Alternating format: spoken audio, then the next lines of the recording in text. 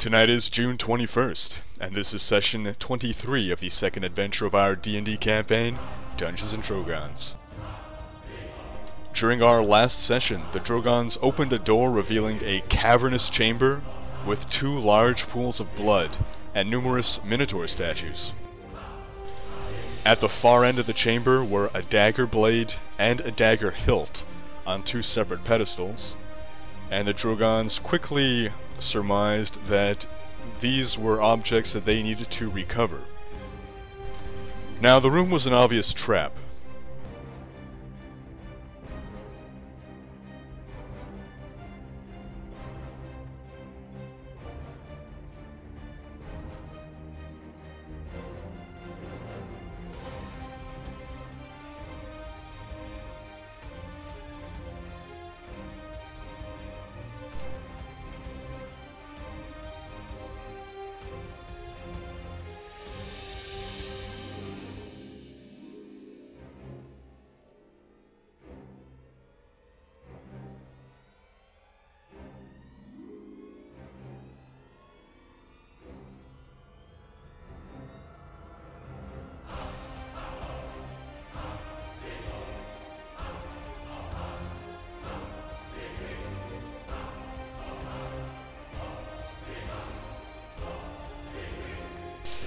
Sorry for the delay, I was getting reports of choppiness. I don't know if that went through to the stream, but hopefully everything was clear. So, picking up where I left off, the room was an obvious trap. So the Drogans threw Corvus into the blood to test the waters. The blood proved poisonous, and then one of the statues began attacking the group. After destroying a couple statues and noticing a demon swimming around in the blood pool, the group made a tactical retreat to the room with the pools of colored liquids. Coltaine conducted a few very scientific experiments, which culminated in him drinking the green stuff, before the Drogans returned to the blood room. Coltaine then jumped from platform to platform, avoiding the blood on his way to grab the dagger pieces, when one of his jumps fell short, and he splashed into the blood.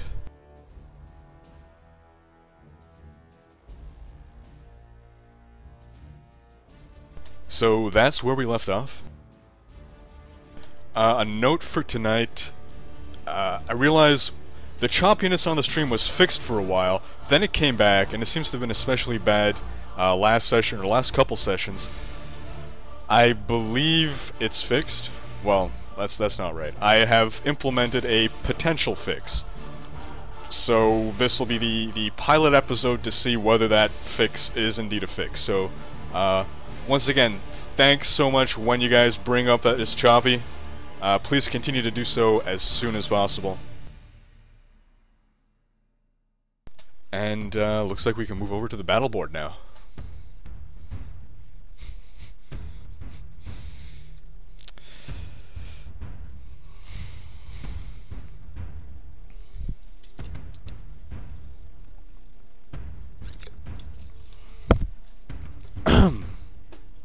So, we left off right as Coltaine safely landed past the blood, right? You just wanted to pause in the middle of his jump, that's why we left him there? He's in midair, right? Well, no, he skipped across the surface of the blood, because it's a non-Newtonian liquid, so he was moving so fast, he did not actually break the surface. So he said I can move him to the other side, right? What everyone can do actually is roll initiative. By the way, it's a fluid, not a liquid. Could I move him before initiative? Do we get a bonus from Coltaine because we could see him, or how does it work? How does your Was bonus it work 10 again? squares or was it sight? See and hear. Could you see and hear Coltaine when he's below the blood? No, it has to be within 10 squares. Is 10 he within? squares He might be and within can 10 see in squares here. of some of you. No, Nope. no, that's 14. He can give the statue, the broken statue, a bonus. Maybe it'll pull him out with the whip. He does not consider it an ally. That's unfortunate. Winter gets a 7, Corvus gets a 10. Nima gets a 17. Well, Coltaine can see and hear himself, right? He gets a 10. Alright, and so Dave is not here right now. He should be arriving any minute. John will not be here tonight. So I think we have Oh god. Doug is Doug is controlling Corvus, right? And Nick is temporarily controlling Rect. Who got a 4 in terms of initiative? Because he sucks. He rolled a 1. That's good though. Like, we're rolling 1s now. It's alright. Yeah, get them out of the way. That's how statistics work. Oh yeah. I love statistics just because they prove things like that to be completely true.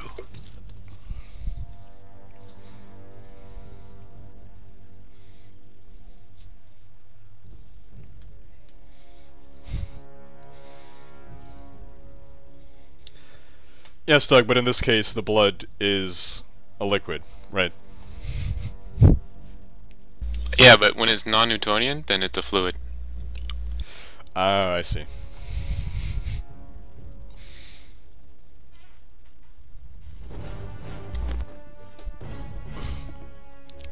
So do we have Corvus's initiative? Yeah, that's a 10. Alright.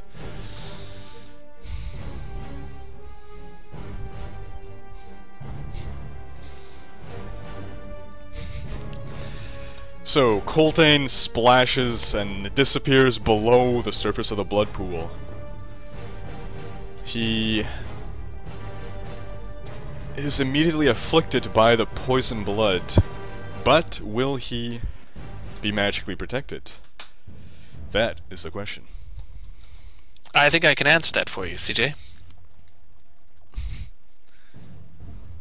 He's fine. I just checked, and he's okay. Oh, just wanted to point out the wonderful editing slash proofreading slash copy editing that was done on this module. When it says how much damage you take, it says in the blood pool tax X poison damage. TAKS. You tack damage. It's the tachyon particles. And in fact, possibly because of the typo, the damage is nullified. Still, there will be the 5 ongoing, which will be nullified, and the -2 penalty to all defenses. Which is also a typo, right? So let's just ignore that.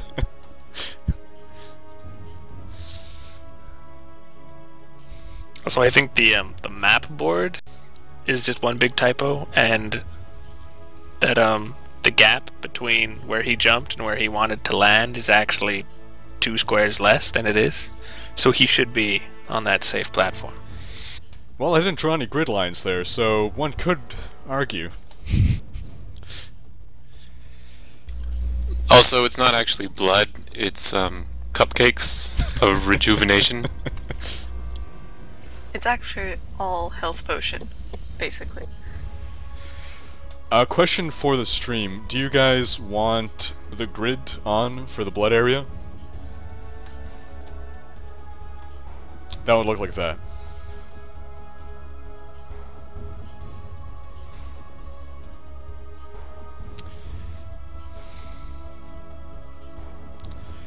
Alright, sticking with the grid.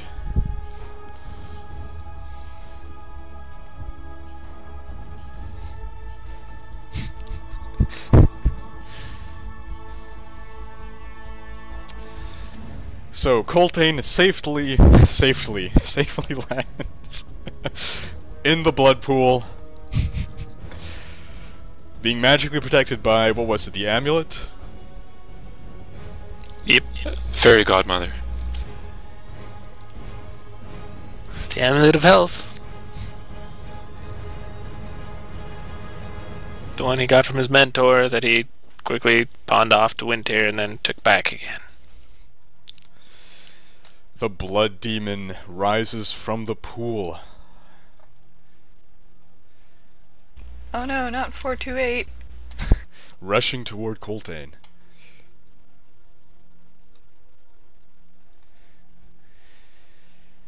He dives below the surface, presumably to hug Coltaine or help him up to his feet.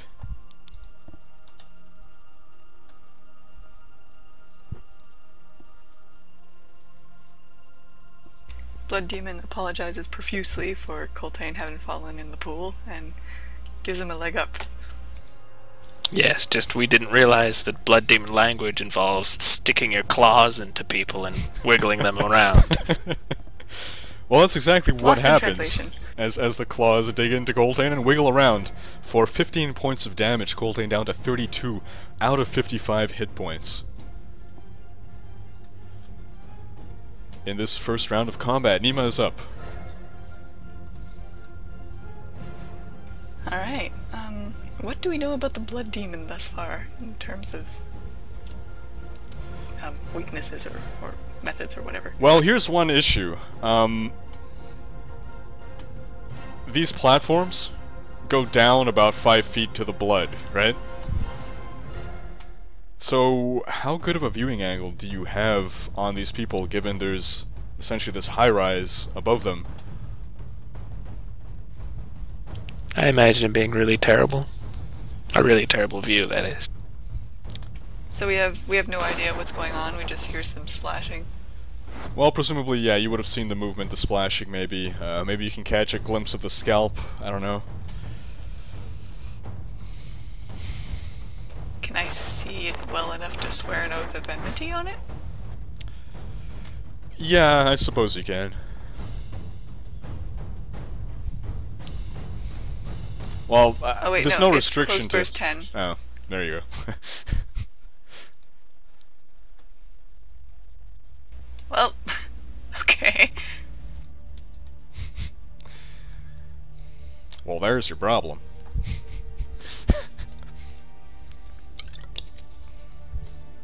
It's alright, I'm sure you'll be fine. Yeah, you'll be okay.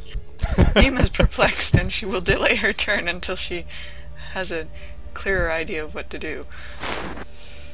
So, Nima is delaying. By the way, folks, if you have not voted in that poll I put up last week, will Coltaine die in session 23, you still have a chance to go in there and vote. Session's not over.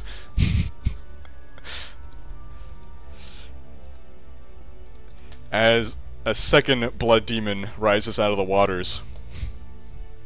What? And strikes at Coltaine.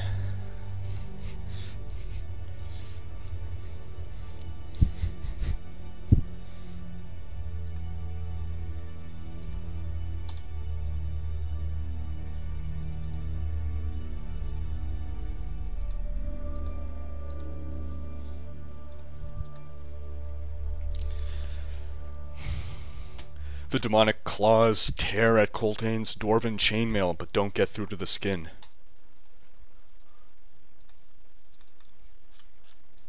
How rude. Massimo cries out, "We must help him!" He then tries to make this jump.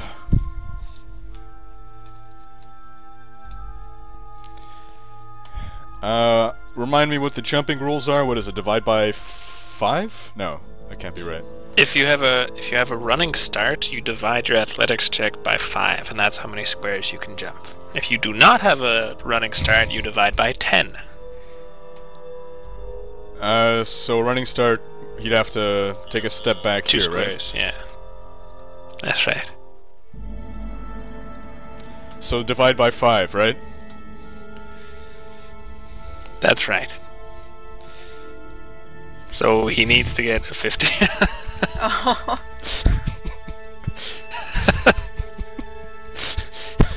Yeah. Good luck, buddy. Wait, no, that'll give us targets. We'll look like we're doing something. Massimo plops down into the blood. I think he forgot to jump. He made a heroic effort, but he's not a human, so it didn't count. You can't use heroic effort on skills. That too. Alright, so he would have used up, what was he here? So 1, 2, 3, 4 squares of movement. He fell down, so other move action to get up. Yeah, that's not too good.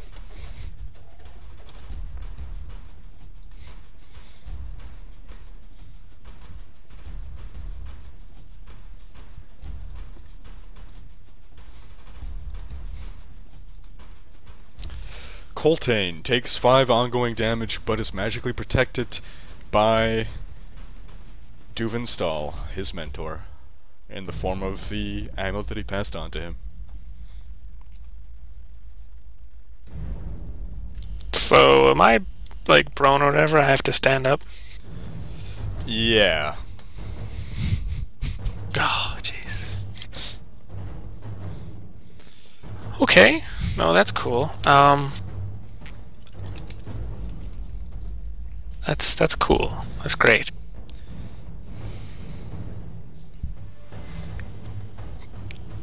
Alright, I can climb as part of a move action, right? So I could say stand up and move away from demons that hurt a lot and provoke lots of opportunity attacks for them, but oh god, I'm in trouble.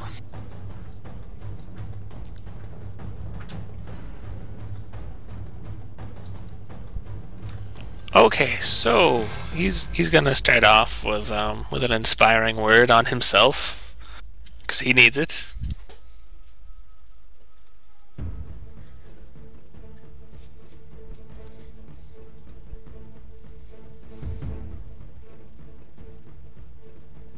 I back up to 50 out of 55, but I only have 1 healing surge left.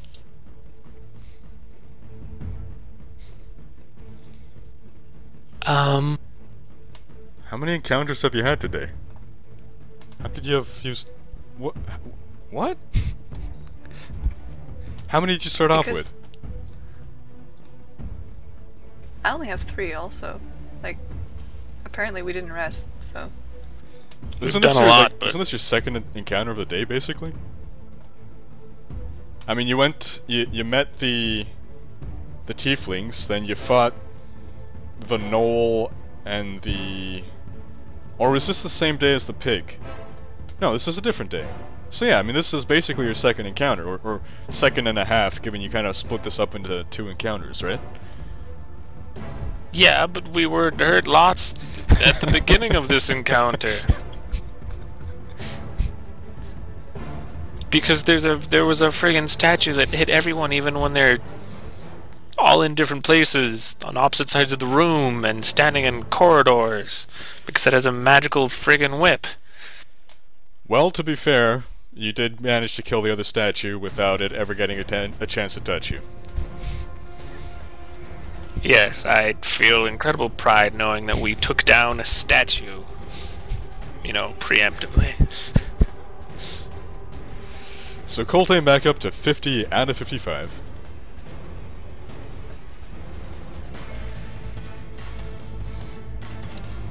Jen, to answer your question, you can step in at any time, just not during someone's turn. So if you want, you can say you can step in right after Coltaine.